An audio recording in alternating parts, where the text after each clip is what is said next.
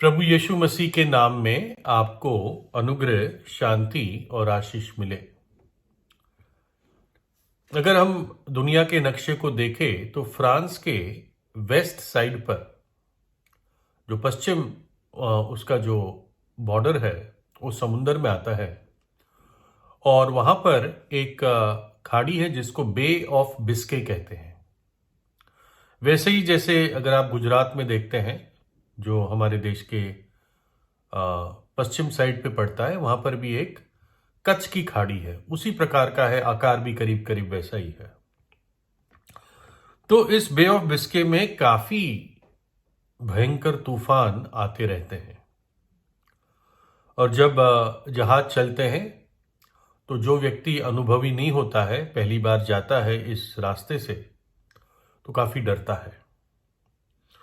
तो ऐसी ही एक घटना हुई थी।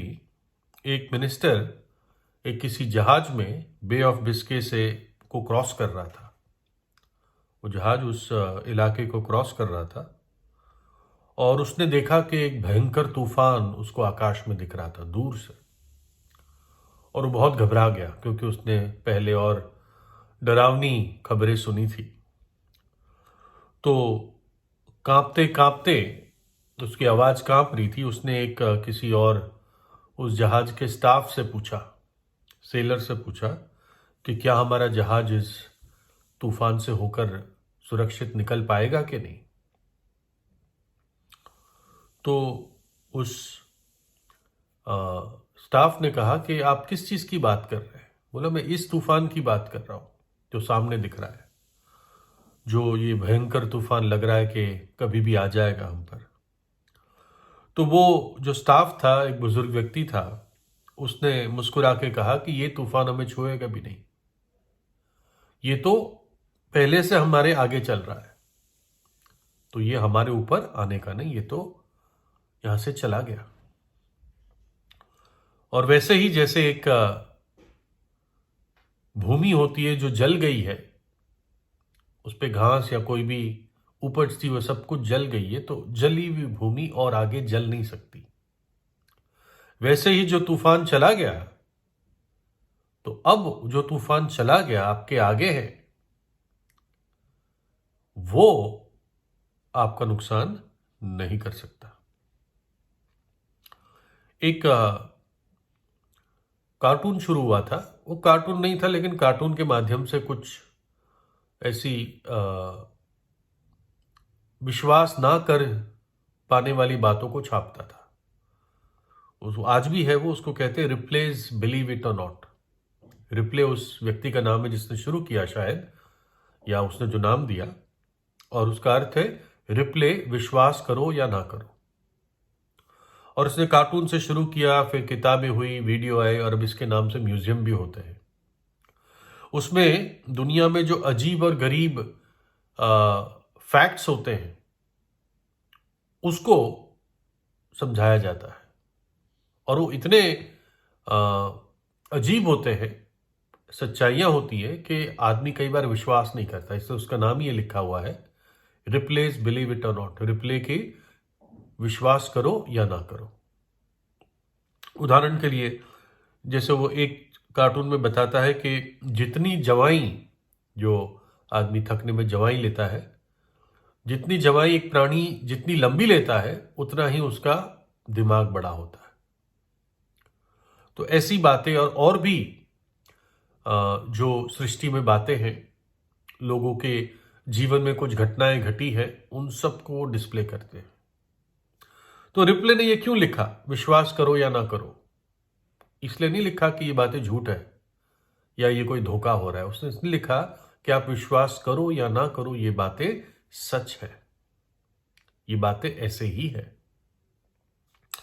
और बाइबल हमें इससे बढ़कर एक बात बताती है, और आप विश्वास करो या ना करो, ये बात सत्य है कि इस पूरे संसार पर एक भयंकर समय आने वाला है, 7 वर्ष का महाक्लेश। और प्रभु यीशु के अपने शब्दों में मैं आपको बता रहा हूं, मत्ती 24 अध्याय 21 और 22 में, क्योंकि उस समय ऐसा भारी क्लेश होगा जैसा जगत के आरंभ से ना अब तक हुआ और ना कभी होगा। और यदि वे दिन घटाए ना जाते तो कोई प्राणी ना बचता, परंतु चुने हुओं के कारण वे दिन घटाए जाएंगे।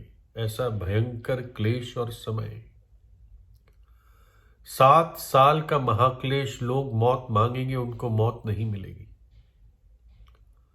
परमेश्वर का क्रोध इस पृथ्वी पर उंडेला जाएगा।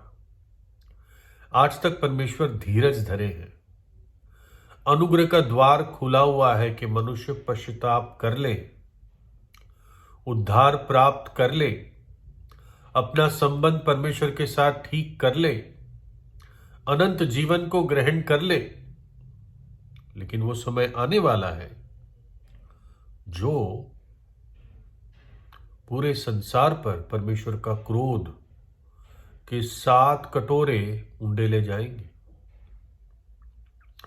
लेकिन उस वचन में यह भी लिखा है कि चुनो हुओं के कारण वो दिन घटाए जाएंगे। कुछ लोग चुने हुए लोग हैं, वो जो पापों से पश्चाताप करके प्रभु यीशु पर विश्वास करते हैं।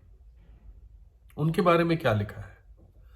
प्रकाशित वाक्य 3:10 में, तूने मेरे धीरज के वचन को थामा है, इसलिए मैं भी तुझे परीक्षा के उस समय बचा रखूंगा जो पृथ्वी पर रहने वाले के परखने के लिए सारे संसार पर आने वाला है। सारे संसार पर यह भयानक समय आने वाला है, भयंकर तूफान है। बाइबल यह भी कहती है, सो अब जो मसीह यीशु में है वो उन पर दंड की आज्ञा नहीं। अब जो मसीह यीशु में है उन पर दंड की आज्ञा नहीं है। ऐसा क्यों? ऐसा पक्षपात क्यों? ये कोई पक्षपात नहीं है, ये न्याय की पूर्ति है।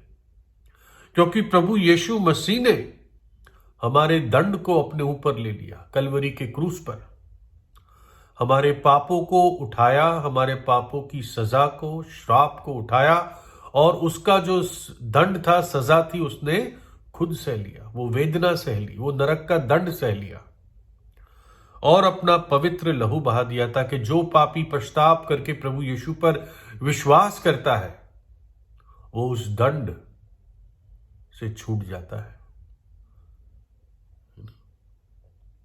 तो इसलिए जो सच्चा विश्वासी है, जिसने अपने जीवन को प्रभु यीशु को सौंप दिया है, प्रभु यीशु को प्रार्थना करके अपने दिल में बुलाया है, उसके ऊपर से तूफान हट चुका है। क्योंकि वो तूफान एक बार आ चुका कलवरी के क्रूस पर, जब प्रभु यीशु ने अकेले जगत के पापों को अपने ऊपर उठा लिया और जगत की सजा को अपने ऊपर उठा लिया। तो इसलिए जहां तक एक विश्वास करने वाले की बात है, प्रभु यीशु पर विश्वास करने वाले की बात है, उसका दंड और सजा अब टल गई है। धर्मी जन प्रभु यीशु ने हम अधर्मियों के लिए क्रूस पर दुख सहा। वो इसलिए प्रकट हुआ कि हमारे पापों को हर ले जाए, उस तूफान को हम पर से टाल दे। उस क्रूस की भूमि, वो कलवरी का पहाड़ सिद्धांतिक रूप से वो जल चुका है, परमेश्वर के अपने दंड से जल चुका है। एक बार सजा वहां पर आ चुकी है, इसलिए दोबारा अब सजा विश्वास करने वाले पर नहीं आ सकती। वो तूफान चला गया है और यह आदर्श सबके लिए है। जो भी विश्वास करता है, जो भी पापों से पश्चाताप करता है, पापों को मानकर पापों को छोड़ देता है, ये आदर उन सब के लिए है। नरक जाने की आवश्यकता नहीं है, उस तूफान में जबरदस्ती घुसने की जरूरत नहीं है, आपके सहने से बाहर है। परमेश्वर ने छुटकारे का मार्ग तैयार किया है और वो मार्ग है प्रभु यीशु। प्रभु यीशु ने कहा, मार्ग, सत्य और जीवन मैं ही हूं। प्रभु यीशु से प्रार्थना कीजिए। प्रभु यीशु आपको आशीष दे।